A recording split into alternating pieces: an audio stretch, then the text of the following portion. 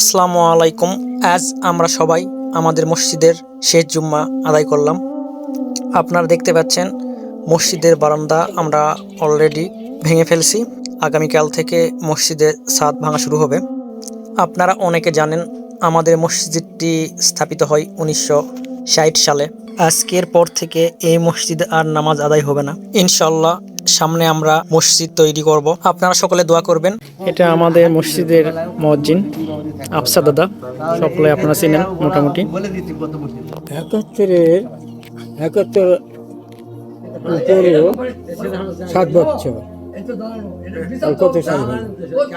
71 পর 7 বছর। 71 আমার এই মিটিংয়ে জমি দেয়, মানে তখন থেকে 71 সাল থেকে জমি আমার দেয়। আর তার আগে 7 বছর হলো এমনি খালি ইয়ে করেছে, মজমি করে গেছি। তাই 1 2 3 থাকে করতে, তখন 3 পরে তখন থেকে। আচ্ছা, ক্লাস 3 থেকে আমি করতে, আমি মসজিদের মজমি করি। আফসার দাদা মানে আমাদের মুয়াজ্জিন সাহেব, তিনি 1965 সাল থেকে এখানে নিয়োজিত আছেন। দাদা যখন ক্লাস 3-তে পড়ে তখন থেকে আছেন, এখন প্রায় 60 বছর হয়ে যাচ্ছে।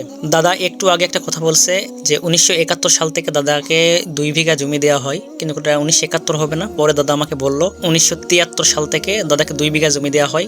দাদা যতদিন এই মসজিদে মুয়াজ্জিন হিসাবে থাকবে ততদিন ওই 2 বিঘা জমি চাষাবাদ করবে।